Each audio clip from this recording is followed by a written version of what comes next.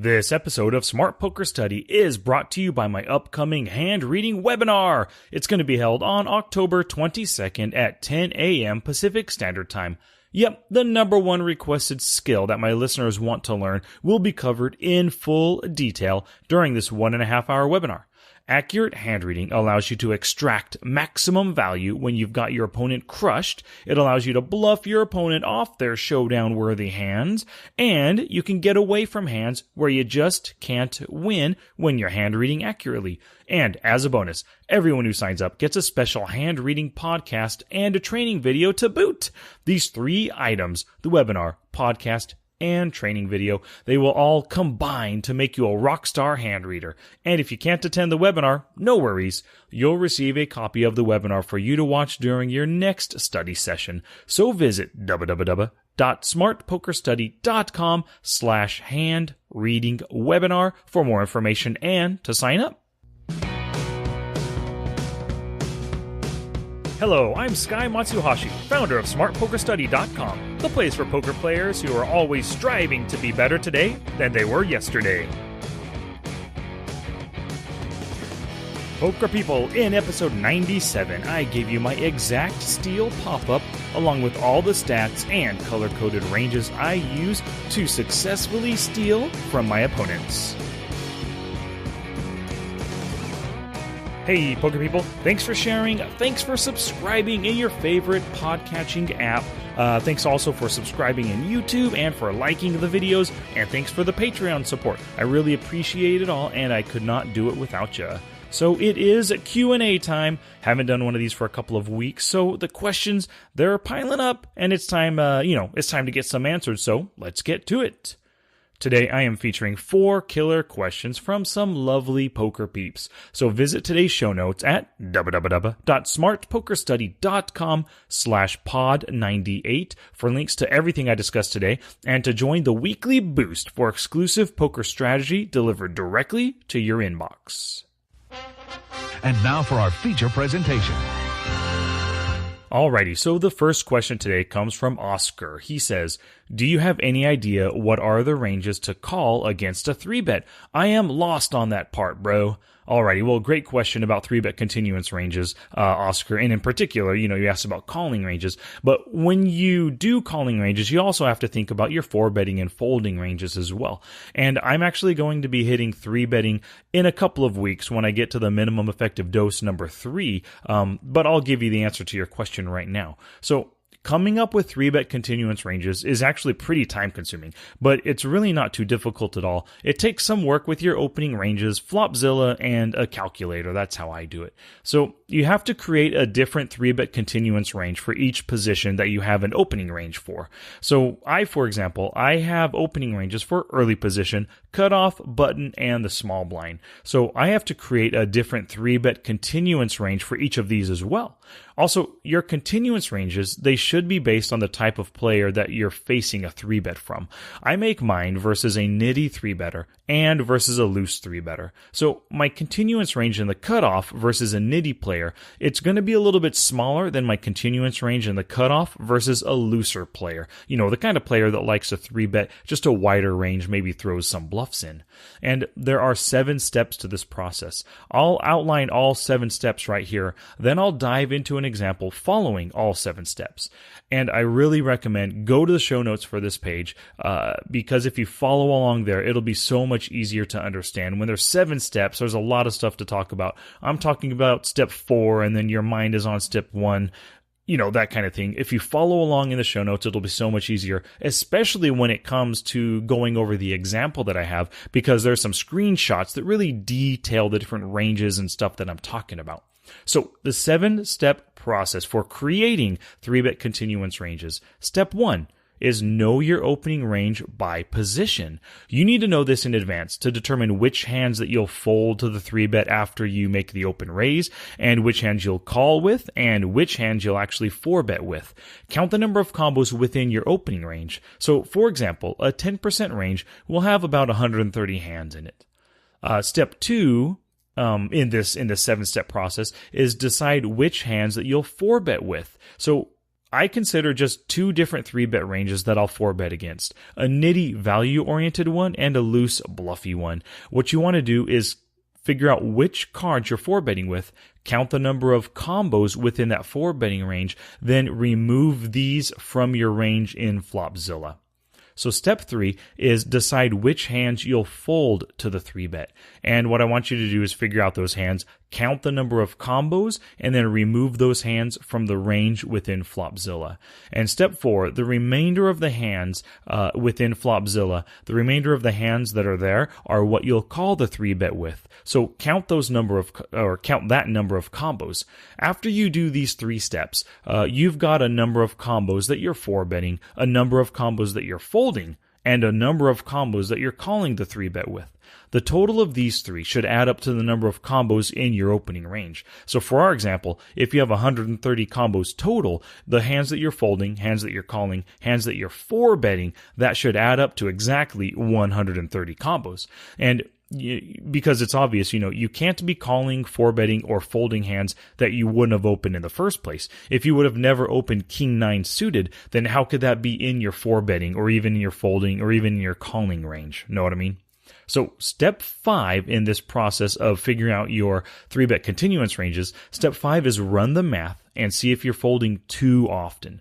And by too often, let's say you're facing a standard 9 big blind 3-bet after you make a 3 big blind open. If the opponent is bluffing, he needs you to fold over 67% of the time to profitably steal with any 2 cards. And the math here is that his 9 BB bet needs to win a total pot of 13.5 BBs. So 9 divided by 13.5 is a 67% break-even point.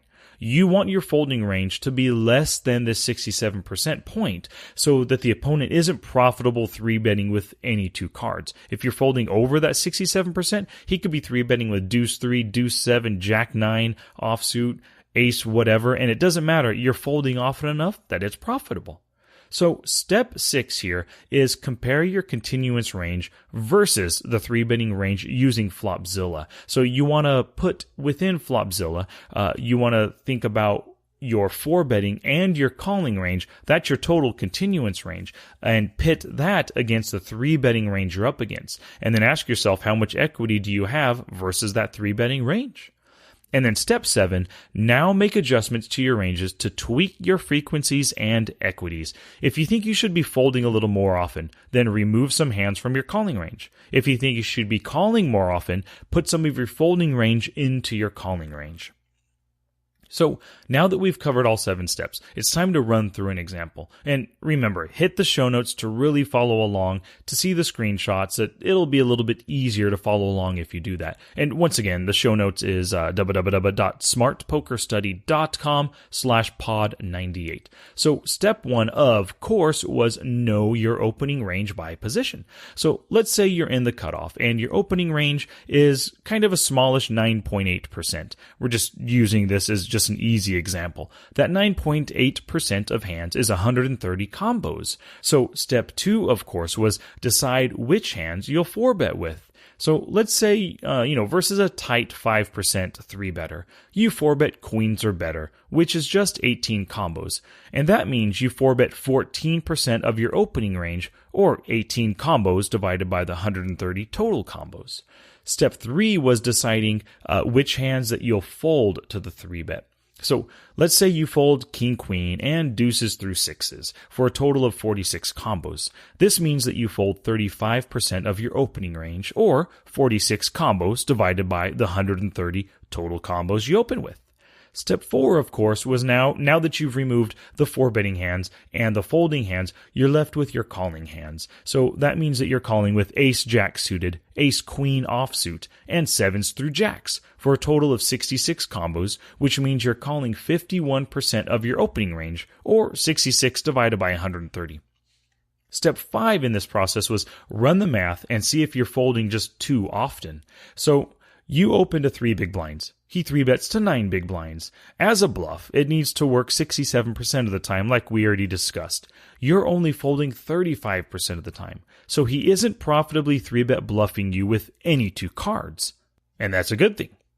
And step 6, of course, was compare your continuance range versus the 3-betting range using Flopzilla, or you can use Equilab, whatever program you want, So versus a 5% 3-bet range, your calling range has about 41% equity, which isn't too bad. Your 4-betting range has 70% equity, which is great. And your entire continuance range, when you, combine 4-betting and calling together, it has 47% equity versus that 5% 3-bet range, which that's pretty darn good. 47% equity. It's definitely worth playing, beyond the flop for that. And then step 7, the final step, was now you want to make adjustments to your ranges to tweak your frequencies and your equities. So now that you know your equities, you can make slight adjustments to them. Maybe you want more equity for your calling range. Then remove some of those weaker hands and put them in your 4-betting range or your folding range. As long as your folding range doesn't get too big, you're making good adjustments. If you remove 7s through 8s from your calling range and fold them instead, your continuance equity goes up to 49%, and you're only folding slightly more often, which, 7s through 8s is just 12 more combos, which means you're folding 58 out of 130 hands, or 45% of the time, which is still good, and it's not auto-profitable for the 3-bet bluffer. Alrighty, so those were the 7 steps in action right there, and you'll need to do these 7 steps for each position and against each different type of 3-bet ranges you can face. You can see how it's a bit time-consuming, but it's totally doable, especially once you really learn Flopzilla and know how to work that program, and it's, of course, the easiest thing once you have your opening ranges already established. And once you do this, you can be safe in the knowledge that you created your 3-bet continuance ranges with mathematically sound principles. And as a bonus for everyone who goes to the show notes page, I embedded a special video that I made which details the process I just discussed. You can see me in action creating a 3-bet continuance range. The only way you can see this is if you go to the show notes, so I'll see you there. Alrighty, thanks again for that question, Oscar. So let's see here. Question number 2 comes to us from Tom Schock. He asks, what poker podcast do you listen to, other than yours, of course? Cool beans. Thanks for that question, Tom. And, you might have been joking about me listening to my own podcast, but to be honest with you, I always do. I don't love the sound of my voice or anything. I listen because I want to improve my podcasting skills. I treat it kind of like poker game tape. When I listen to my podcast, I catch mistakes or errors or little ticks, like how I say, I say that far too often, So, yep, I listen to my own podcast. But besides that, I listen to the 1 Outer podcast, Thinking Poker, Red Chip Poker, the Mindset Advantage podcast, as well as the Mental Game of Poker podcast.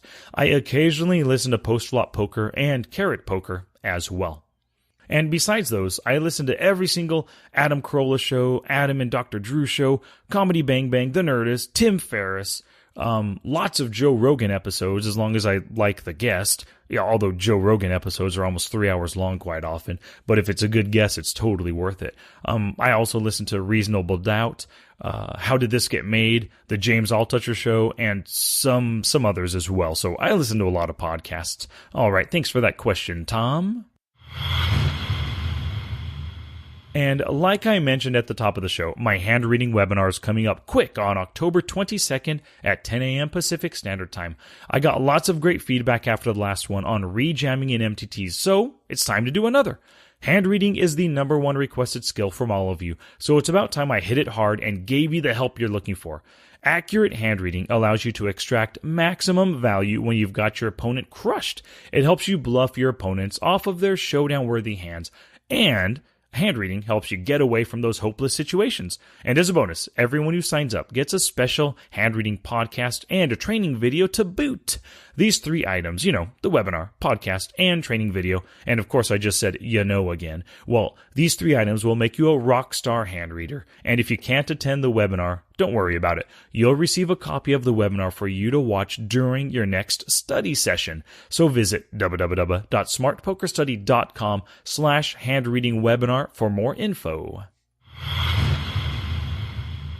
Cool beans, we're halfway there, so let's get to question 3 from Paul. And what a coinkydink! This one's about hand reading. Hey Sky, I've played poker going back to pre-Black Friday. I live in Jersey, so mostly play online. I want to get better, but haven't put enough time in. I can't afford Splitsuit's hand reading course right now. I'm a break-even player at best and need to think about ranges more. Any suggestions on how I can start improving my hand reading skills? Does Flopzilla give a tutorial on figuring out ranges? Thanks for your time and effort. Keep up the great work. Your enthusiasm is infectious, Paul. Alrighty, thank you so much, Paul, for the question and the lovely comments. So, improving your hand reading skills takes a ton of practice on and off the tables. I suggest you start by watching a video that I embedded in the show notes page. So go there, check it out, that video. When you play the video, skip ahead to the 14-minute and 50-second mark. At that point, I run through a hand reading exercise using Flopzilla. So, as you practice your hand reading, follow the hand reading steps that I discussed back in episode 66. And they are in order, H-A-N-D, hand, history, assign, narrow, then destroy your opponents. So the more you practice, the better you'll get. And this is totally like 100% the case. You've got to do a lot of practicing. I recommend running through 2 hand reading exercises every single day from a prior hand that hits showdown, and maybe it had some decent action through the streets that'll help you narrow your opponent's ranges. Make sure you choose older hands because you don't want to remember what was shown down. You don't want to choose a hand last night that you lost a ton of money on and you know the dude had ace jack off suit at the end, Don't hand read hands like that. Hand read ones that when you filter go to showdown but you don't remember. In Poker Tracker 4 or Hold'em Manager 2, just run or filter for showdown hands in 25 big blind or bigger pots. You can even go to 50 BB or bigger pots. It's up to you, but start with the 25s. Start running through and doing the hand reading exercise in the filtered hands until you complete 2 good ones. Make a game of it when studying your hands and record how many you've done and the percentage of hands where you range the opponent accurately. The next week, try to beat that percentage. Then the following week, try to beat it again. The more you do this off the tables, the more you'll naturally begin to think within or think in hand reading terms, and you'll be in a hand reading mindset while you're at the tables. This will lead to more thoughtful and considerate play, more thinking through your actions and what your opponent's actions mean, and you'll make better choices for all the work you're doing. Great. Thanks again for that question, Paul, and I hope to see you at my hand reading webinar. Alrighty, home stretch, final question. This one is from my man, Gus. He says, Sky, I've been reading Ed Miller's The Course after I heard about it on your podcast. Great! What do you recommend doing to practice each skill level? Are there any online poker sites you highly recommend to do this on? Or are there other methods you recommend? Thanks, Gus. Alrighty, this is a really good question, Gus, and I like where your head's at. I think you can practice the skills at any online site. It doesn't matter if it's PokerStars, America's Card Room, whatever. A site is a site. Cash games, sit and goes, MTTs, whatever. They all play the same across the different sites. The opponents, of course, are different, but in general, they all play the same at the different levels. A $5 tournament on ACR is basically the same skill level as in PokerStars. You might have a few more regs and a few more pro or live grinders and stuff, but for the most part, play is the same at the different stakes throughout the sites. But I do recommend focusing on one skill at a time for a few sessions in a row. What you should do is summarize each skill on one sheet of paper first. Before you begin your session, read over it and keep that sheet in front of you. Your goal is to work on that one skill with every single hand dealt. So, for example, with skill number 2 in the book, skill number 2 was don't pay people off. Your goal in each session while you're working on this skill is to have a good reason every time you call someone's bet or raise.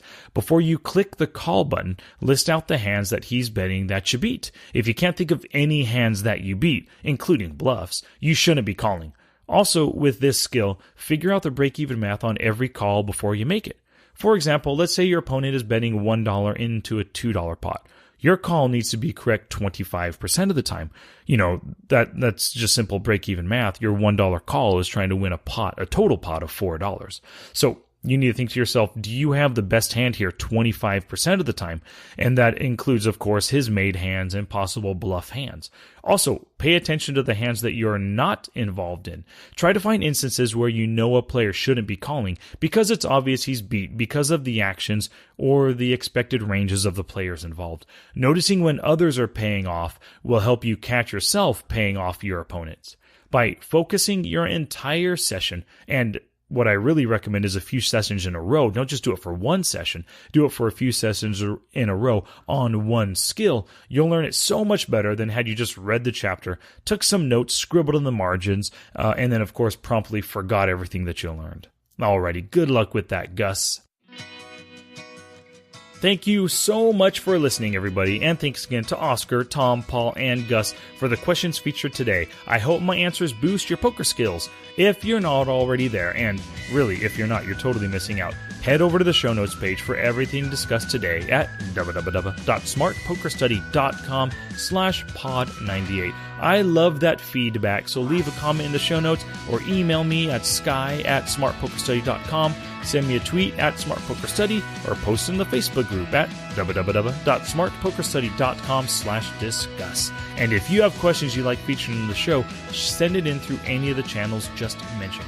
And I want to let you know, even though I said earlier the questions back up, for every email that I receive with a question, I send a full answer via email. So even if I never use your question on the podcast, you're still going to get an answer from me. So even if you don't want your question answered on the podcast, just send me the question. Say, hey, Sky, don't put this on the podcast. I would just love an answer.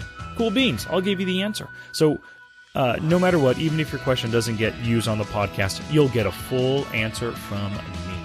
Okay, so I've got to tell you about a man who's willing to put his money to great use by supporting me and this podcast.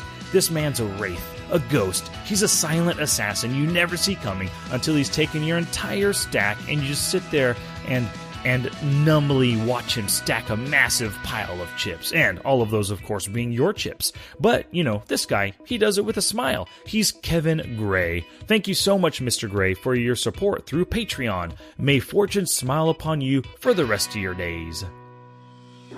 Alrighty, poker people, I'll be back on Tuesday for another strategy episode. It'll be Class 3 of MED number 2, Blind Stealing. I've got some good stuff to discuss, so you won't want to miss it. And y'all know that word of mouth is the best advertising, so please keep spreading the word. Let's do some growing, poker people. And of course, don't forget the hand reading webinar at smartpokerstudy.com/hand-reading webinar to learn more and to sign up. Until next time, study smart, play much, and make your next session the best one yet. I want it loud as hell. I want the